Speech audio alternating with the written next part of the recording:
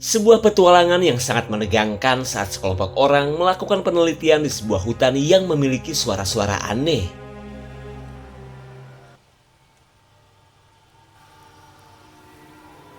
You hear it too? I heard it too. Oh my god.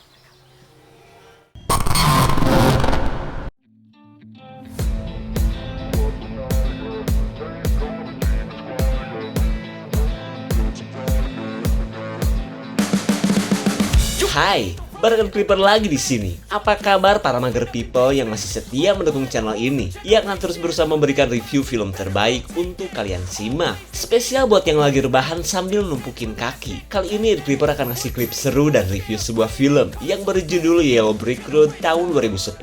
Di mana Yellow Brick Road itu sendiri merupakan kawasan hutan terlarang yang dulunya pernah membuat manusia menjadi gila, bahkan berperilaku layaknya seorang psikopat. Dan kali ini kita akan menyaksikan kengerian saat sekelompok orang nekat meneliti hutan yang telah menewaskan banyak orang itu. Penasaran seperti apa ketegangannya? Tonton sampai rengse, subrek dan kasih tahu teman-teman kalian. Cerita dibuka dengan sebuah dokumen jadul dari masa Perang Dunia Kedua tentang adanya rombongan pengungsi Amrik yang menuju ke daerah utara. Lalu fakta mengerikan dari para pengungsi tersebut. Mereka akhirnya tewas secara misterius saat melintasi hutan yang bernama Yellow Brick Road. Lalu dari satu-satunya orang yang berhasil selamat, ia memberi kesaksian jika semua rombongan pengungsi tewas dengan posisi menutup telinga. Namun belum banyak yang disampaikan. Si korban selamat malah terdengar panik seperti orang yang kena mental. Kemudian kita beralih ke masa sekarang, tepatnya ke sebuah kantor penyimpanan segala macam arsip penting pemerintahan. Dan inilah Teddy, seorang penulis yang berniat untuk mengungkap kasus Yellow Brick Road yang selama ini dirahasiakan dari publik. Namun berkat bantuan orang dalam, Teddy pun bisa dengan mudah mendapatkan berkas kasus yang ia inginkan. Excuse me. Singkat cerita, Teddy bersama istrinya mendatangkan seorang teman untuk mengungkap apa yang sebenarnya terjadi di kawasan Yellow Brick Road. Teddy pun mengajak temannya yang bernama Walter ini untuk berpetualang demi mengungkap misteri yang belum terpecahkan. So now it's real. Singkat cerita, Teddy dan yang lain sibuk mempelajari kasus kematian orang yang berjumlah ratusan jiwa itu. Lalu mereka mendapatkan pesan suara dari pihak pemerintah bahwa penelitian yang akan dilakukan Teddy sudah mendapatkan izin. Teddy pun merasa senang meskipun mereka tidak mendapatkan bansos logistik untuk melakukan misi ini. I love you, by the way. I love you more. Singkat cerita, Teddy menambah 4 kru lain untuk mendukung misi ekspedisinya. Mulai dari orang dinas kehutanan, bahkan pasangan kakak beradik yang jago dalam membuat peta. Mereka pun saling membagi tugas dan akan mengawali perjalanan dari kota Friar, tepatnya dari rumah si pengungsi yang selamat. Okay, I'm gonna ask you a series of questions. Just go ahead and ask your quiz there.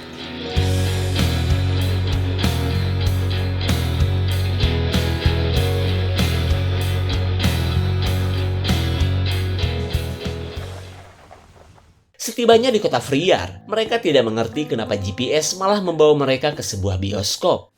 Nothing's broken.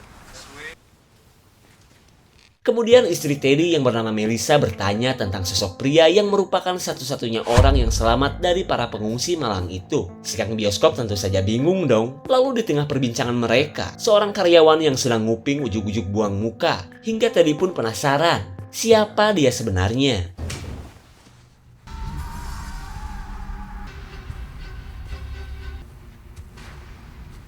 Saat mereka bertemu, Teddy langsung menceritakan tentang maksud kedatangannya. Ia pun berharap bisa mendapatkan jawaban dari kejadian tragis di masa lalu yang belum terungkap. Mendengar niatan Teddy tersebut, wanita bernama Olive ini mengaku jika dirinya adalah cucu dari orang yang Teddy cari. Ia pun menceritakan jika bioskop ini memang milik kakeknya yang sudah lama meninggoy. Lalu Olive memohon agar Teddy mengajaknya ikut dalam rombongan untuk mengungkap rahasia besar yang telah membuat kakeknya kena mental hingga meninggoy. Terlebih ia tidak punya siapa-siapa lagi selain bioskop peninggalan si kakek yang sudah tidak laku. There is no trailer. It says Yellow Brick Road. Berkat bantuan Olive, mereka menuju jalur yang diduga dijadikan para pengungsi mengawali perjalanannya. Tak lupa juga mereka mengabadikan momen sampai nantinya tiba di lokasi yang telah menewaskan ratusan orang itu.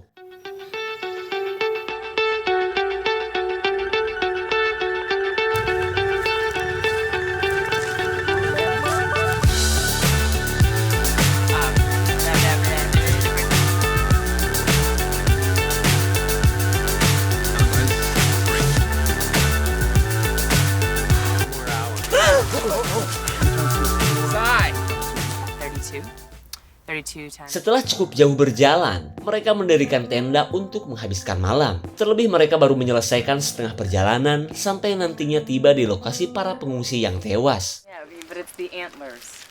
All at once, 2 each right now. Stop! Dikira siluman bagong, ternyata itu adalah Daryl yang baru melampiaskan hasrat ngompolnya. Lalu perhatian mereka tertuju dengan topi jadul yang baru saja ditemukan Daryl. Karena menurut mereka bisa saja topi ini milik para pengungsi pada zaman dulu. Right now? Why would you want to wear it? Melissa Barnes. Where are you right now? No one is.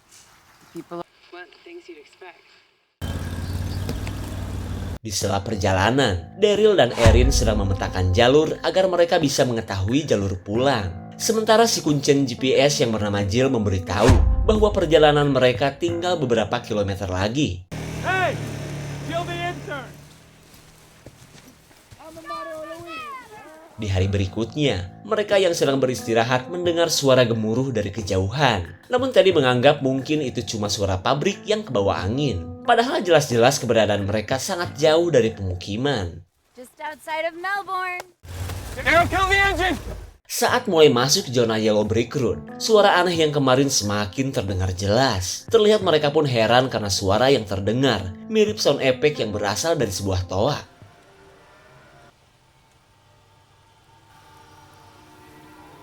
You hear it too? I heard that. Oh my god. So, here we are.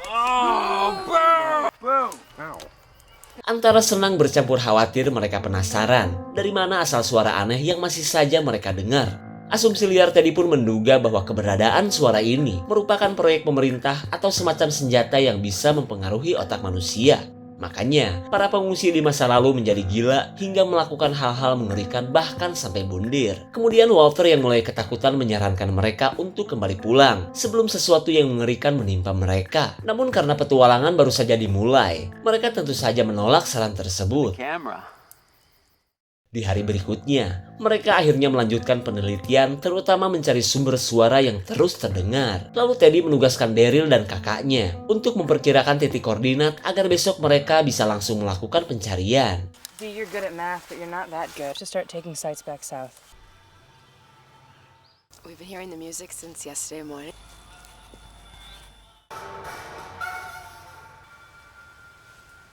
Selang beberapa saat, Walter berniat untuk melakukan wawancara akan misi yang sedang mereka lakukan. Namun karena Teddy malah bersedih, Walter menyuruhnya untuk jangan terharu dulu karena misi mereka belum berhasil. Tapi ternyata, Teddy mengatakan jika musik yang mereka dengarlah yang membuatnya bersedih. Ia pun takut jika sampai tidak bisa mendengarnya lagi saat mereka pulang nanti. Dirasa bacotan Teddy mulai ngawur, Walter merasa yakin bahwa alunan musik inilah yang telah membuat para pengungsi di masa lalu menjadi gila. But they were here, Walter. This isn't about the book for you anymore. Ketika malam datang, Olive meminta maaf karena kakeknya bukanlah si pengungsi yang selamat. Namun sebagai warga kota Friar, Olive ingin jawaban dari sekelompok orang asing yang dulu membawa warga kota Friar sampai meninggoy. Lalu Olive meminta Teddy untuk jangan menjadikan kasus ini sebagai materi bukunya, karena ia merasa yakin kelompok tak dikenal itu tidak akan membiarkan Teddy mengungkapnya. Di keesokan harinya, Erin yang sudah terpengaruh suara-suara aneh meminta Teddy untuk beristirahat dulu karena ia dan adiknya akan mencatat lokasi yang baru saja mereka lalui. All well. Okay?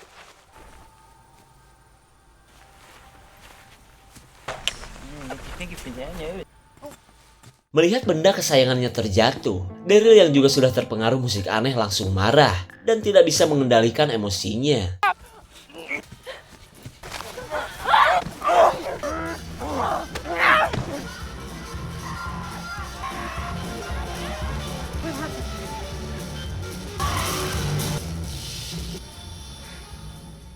Semua orang benar-benar tidak menyangka Daryl telah dengan tega menghabisi kakaknya sendiri. Apalagi dengan kemampuan Daryl yang kuat hingga bisa mencopot ceker kakaknya sampai buntung. Lalu dalam keadaan yang masih linglung, Daryl pun akhirnya kabur menuju hutan. We're gonna walk all night.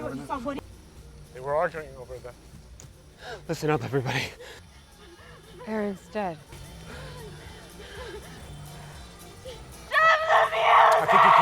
Karena keadaan menjadi kacau, mereka sepakat untuk segera pulang. Namun mereka harus mencari Daryl terlebih dulu untuk mengetahui kemana jalan pulang.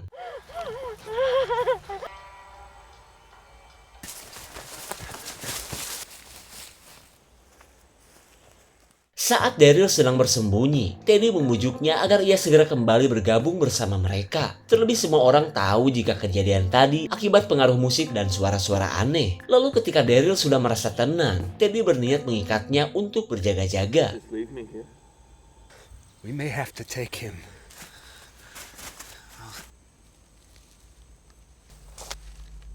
Now.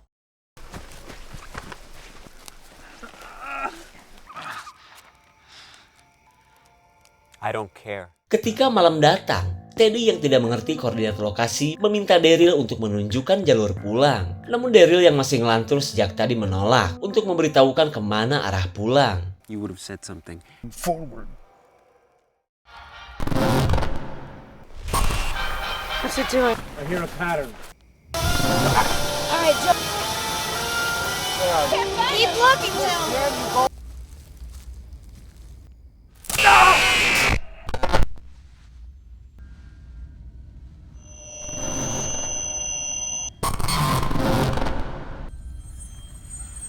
Bukan cuma tersiksa oleh suara yang semakin menyakitkan, daerah ini membuat mereka kesulitan menentukan arah pulang. Lalu tak lama kemudian, perjalanan mereka terhenti saat melihat orang-orangan sawah di dekat gundukan aneh. Di saat itu pula, Ian mendapat petunjuk dari Daryl yang menyuruh mereka untuk menuju ke arah utara.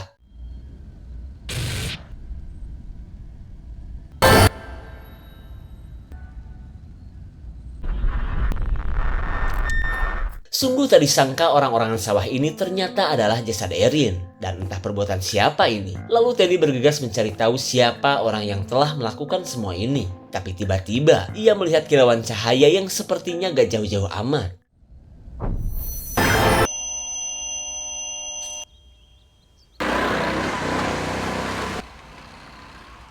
Selang beberapa saat, Daryl yang telah memilih kabur membuat yang lain bingung karena semua petunjuk buatan Daryl seolah tidak berguna lagi. Paxton, we walk. Are you kidding me? Keep your hands down. Get down, God! She doesn't have a plan. Into Vermont. I'm not sure I'm in love with Audrey. Keep talking. I got this right. Melihat teman-temannya stres dan saling menyalahkan, Teddy mengajak mereka menuju utara sesuai petunjuk Daryl. Akan tetapi yang lain menolak karena tidak percaya kepada Daryl yang sudah gila dan seolah sengaja ingin membuat mereka semakin tersesat. Karena perbedaan pendapat ini, Melissa berinisiatif untuk berpencar hingga salah satu dari mereka mendapatkan bantuan. Take the lantern.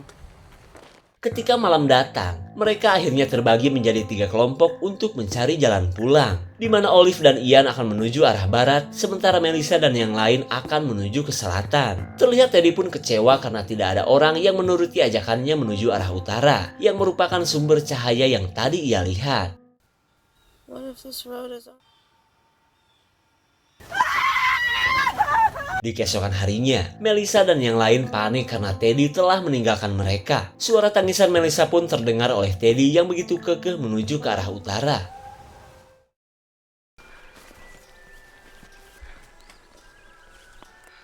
You're doing real good.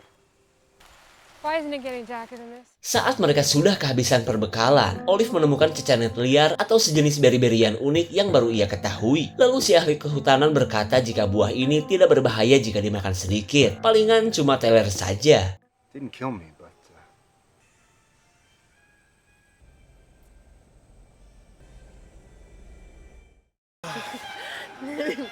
I like it too.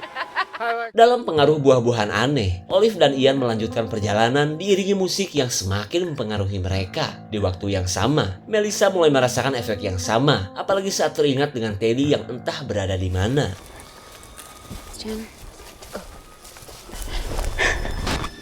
Sementara Jill yang dari tadi ngomong sendiri meminta temannya untuk beristirahat, karena bukan cuma lelah, ia sudah sangat kelaparan.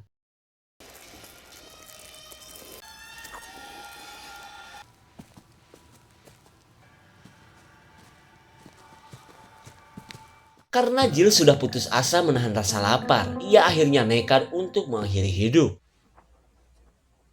Setelah Jill tewas nyocol ke dasar jurang, mereka yang masih menggunakan penutup telinga tidak tahu dengan nasib Jill. Kemudian mereka lanjut beristirahat karena menganggap Jill mungkin sedang boker. Entah kebetulan atau memang settingan, mereka tidak mengerti kenapa nama Walter ada dalam lirik lagu. Lagu yang penuh dengan nada kesedihan ini pun membuat Melissa semakin kepikiran akan suaminya yang entah berada di mana. Parahnya lagi, semenjak suara-suara gak jelas terdengar, alat komunikasi mereka sudah tidak berfungsi. So, you for all these years. Di sisi lain, Ian yang semakin terpengaruh suara-suara aneh kini berniat untuk mengakhiri hidup. Ia pun terus memaksa Olive untuk segera mengeksekusinya daripada kelamaan menderita mencari jalan pulang. I can't. I don't know how. You gotta find the place that can.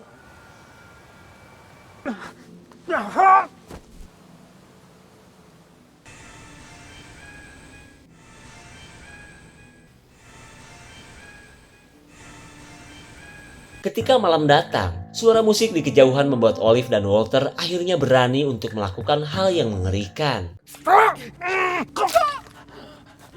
Di keesokan paginya, Melissa panik karena Walter sudah menghilang. Tapi tak lama kemudian, ia menemukan teman baiknya itu sudah dalam keadaan tewas. Lalu tak jauh dari lokasi kematian Walter, Melissa akhirnya tahu bahwa temannya yang sudah putus asa memilih untuk mengakhiri hidup. Terlihat Melissa pun bersedih saat Walter bundir menggunakan pisau.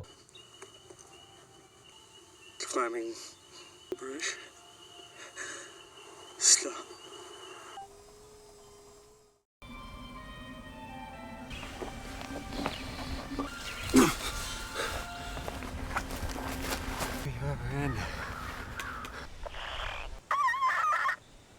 Mendengar suara radio tiba-tiba menyala, Melissa langsung menghubungi Teddy untuk jangan meninggalkannya. Namun karena frekuensi radio masih terganggu, Teddy tidak mendengar yang dikatakan Melissa selain suara kresek-kresek. Lalu tiba-tiba, Melissa mendengar suara Daryl dari dalam goa yang katanya ingin membunuhnya. Why not? Are you gonna kill me? Please, Daryl.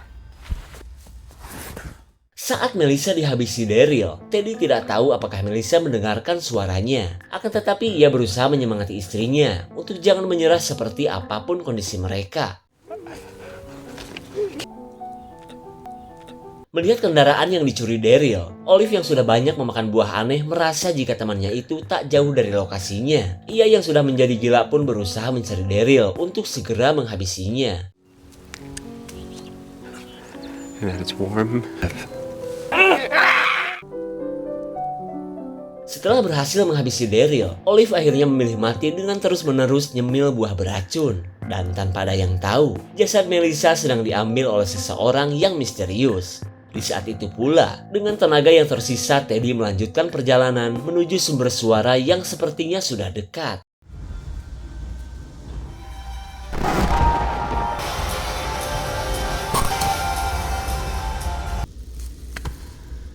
Setibanya di lokasi sumber suara, musik yang biasa terdengar tiba-tiba sudah berhenti. Lalu ia buru-buru masuk dengan harapan bertemu seseorang yang bisa menolongnya.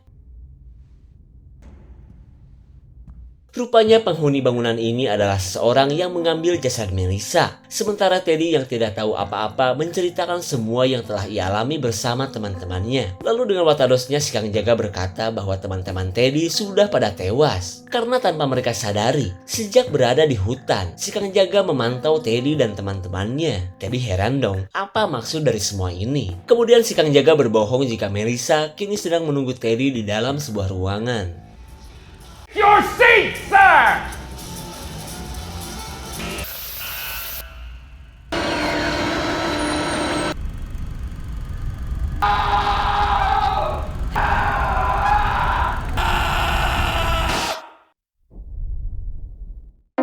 Dari awal memang tidak dijelaskan secara detail tentang asal mula suara-suara aneh yang ternyata berasal dari sebuah bioskop. Namun jika mengutip apa yang dikatakan Teddy, besar kemungkinan suara aneh itu merupakan senjata pemusnah massal dari sebuah proyek pemerintah yang dirahasiakan. Dimulai dengan menjadikan warga kota Friar sebagai kelinci percobaan. Pemerintah pun terbilang sukses menciptakan gelombang suara kematian yang akan selalu mereka rahasiakan. Nah, lalu ketika Teddy malah ingin mengungkapnya, pemerintah Amrik pun membiarkannya ke zona berbahaya itu. Dan seperti yang kita tahu, Teddy dan teman-temannya pun akhirnya tewas oleh lengkingan suara yang memekakan telinga. Jika ada tambahan, komen guys ya. Segitu saja untuk klip dan review kali ini. Tonton video Creeper lainnya ya. Terima kasih dan sampai jumpa.